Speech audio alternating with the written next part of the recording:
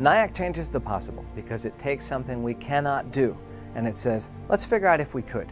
The purpose of NIAC is early studies of visionary concepts. They have to be innovative yet credible. And so we are really looking for revolutionary ideas. Going to the moon the way we did with Apollo in the 60s was crazy. And yet the whole world has been proud of us ever since we did it. And that's the kind of thing that can be enabled if you're willing to take risks and think boldly. Good ideas can come from anywhere. Let's not try to guess who has them. Let's just say pretty much anyone who wants to can propose. Those proposers could be NASA researchers, or at universities, or businesses, or garage inventors. It's an open call for proposals every time. NIAC's job is to say, what could happen? Would it be great if it could be enabled?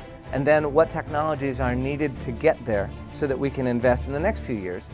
Being visionary means sometimes it's going to take a long time to get it to fly. Our job is to give it a chance.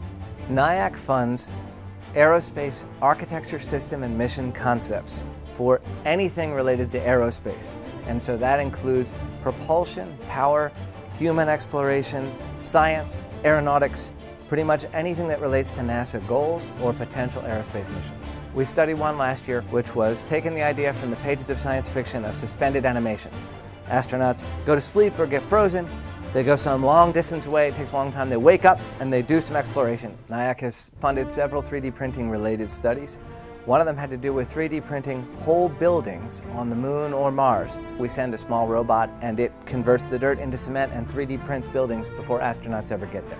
One concept is the V2 suit, which is to be worn inside the spacecraft. It helps you preserve your attitude and orientation in microgravity. Almost make you feel like you're on Earth and just sitting here working normally. So we've also studied microbial fuel cells and the question of whether we might one day be able to send these batteries basically with bacteria in them and then run small robots, all without any of the traditional power sources. NIAC has studied several things, from an entirely new structure in space people could live in and how that could grow and it could enable mankind in space, to innovative systems in life support and radiation shielding. Every year we get some cool proposals for new ways to send robots where we cannot today.